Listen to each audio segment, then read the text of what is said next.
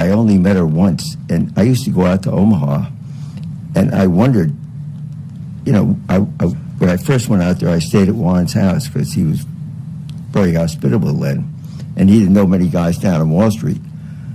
But I only met her once, and I used to go out to Omaha, and I wondered, learned not to ask any questions. When I first went out there, I stayed at Warren's house because he was very hospitable then, and he didn't know many guys down on Wall Street. It started around, it started right after. I only met her once, and I used to go out to Omaha. That was one. I wondered not to ask any questions. When I first went out there, I stayed at Warren's house because he was very hospitable then, and he didn't know many guys down on Wall Street. It started around, it started right after. I only met her once, and I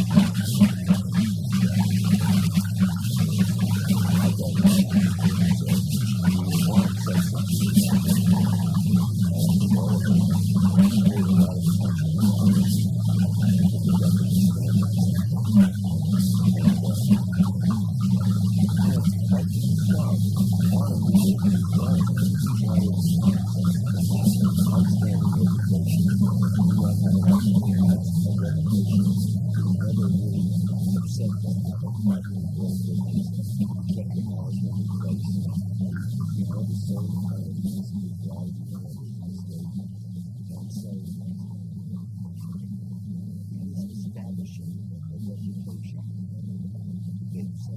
Paid off later in life. And look at the reputation he has today. That's been building and building ever since I've known him.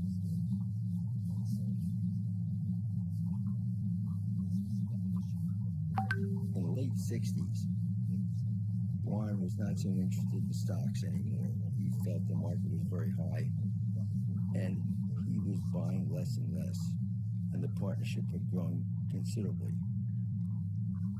So, I don't know whether he mentioned this or not, but I called him up and suggested he buy something that belonged to my wife's family, or part of it belonged to my wife's family, and it was a department store in Baltimore. And Warren and Charlie flew in because this was a fairly big deal at the time, and it was the #1 department store in Baltimore. And just like Warren does, I mean, within 24 hours, he made up his mind that the price was right, he would buy it, and he liked the people very much. When he owned the business for about a year, it was a business that really didn't interest him. It was a retail business. It was very competitive. There were 3 other competitors all on the same opposite corners in the main thoroughfare of downtown Baltimore. And Warren, while the department store was profitable, very profitable, it kept expanding, and it kept putting money back into branches and into elevators and into furniture stores and into outlying furniture stores. So he said to me, I like businesses that throw off cash. I don't like businesses that eat a lot of cash. And this business particularly, and I think that's true of a lot of retail businesses, and that's why there's very few department stores around today. They do require a lot of capital expenditures. So Warren said, why don't you think about selling it? So I did. And Warren had very good relationships with the management, and I think they were all in favor of it. And I mean, they really wanted to please Warren. And I think one of the things about Warren is when he buys a business, people love him, and they try their best to do their very best while he owns the operation. So to come back to your point about Dempster, he was not buying the greatest businesses in the world. He was buying difficult businesses that were selling at big discounts. I mean, Dempster made, I think, windmills. So how big a market was there for windmills in those days? And I would think that the electric motor and other things have changed the business considerably. But he bought Dempster very, very cheaply and made a fair amount of money out of it. But it's not characteristic of what he does today. And he learned over the years also.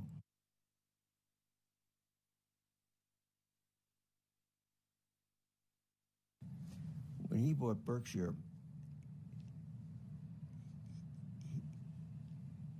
he had become very interested in the insurance business.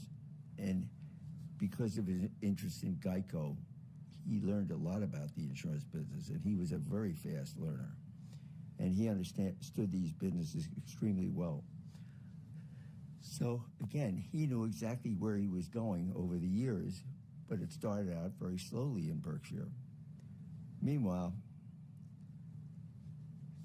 he was interested in making as much money for Berkshire as possible.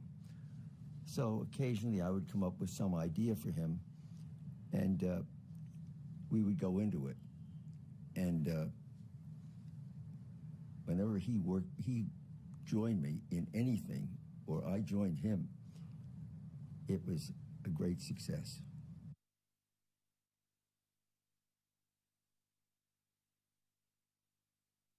It's true that, he had very good friends like Walter Schluss, and that's what they were doing. But I think Warren was well above the cigar butt philosophy in the late 60s and wasn't buying cigar butts because they weren't big enough and he didn't want to waste his time on them. And there were other very reasonably priced securities that you could buy and do extremely well. And everything that I ever suggested to Warren that interested him, he always made a big contribution that made it more valuable than I even thought about, and faster.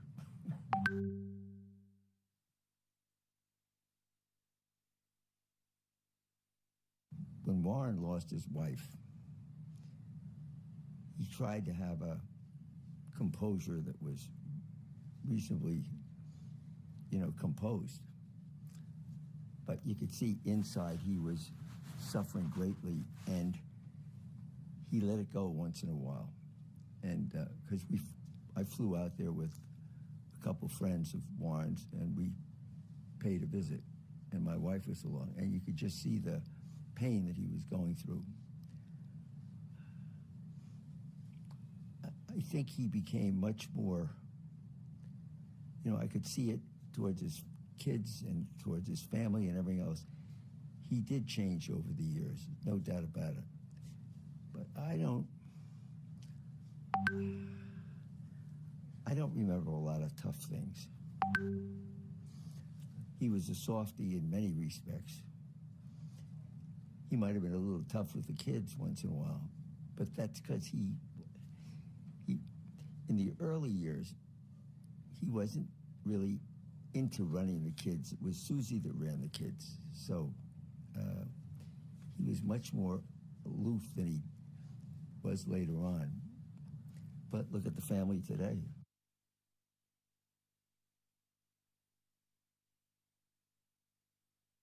Bill Ruane had just started his firm, and Warren had asked him, because Warren thinks ahead of time all the time, Warren asked him to start a small fund for small investors that would invest the way Bill invested at the time.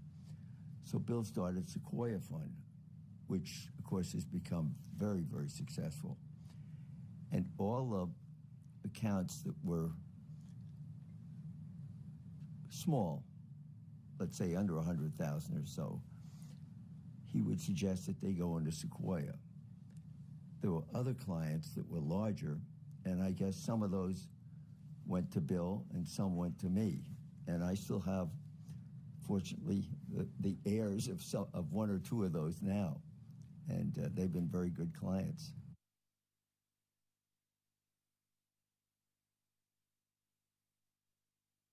There were very few hedge funds back then. There was A.W. Jones, there was Steinhardt, there were a couple of others.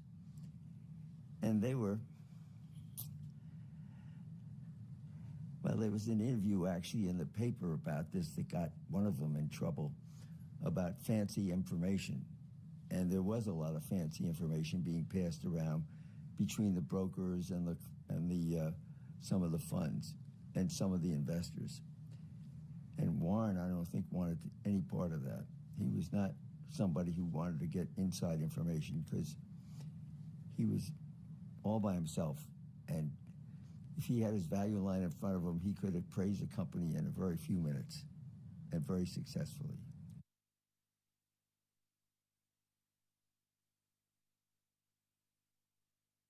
Well, we had an analyst at the firm who had done a fair amount of work on a company called Home Insurance. And it was selling that around 17 or half, 18, which is almost half book value. And so I sent the report out to Warren that we had, and Warren read it and said, let's start buying it. So, I mean, Warren had much more buying power centralized than we did. And so Warren really bought a substantial piece of this, and I bought some of it for clients.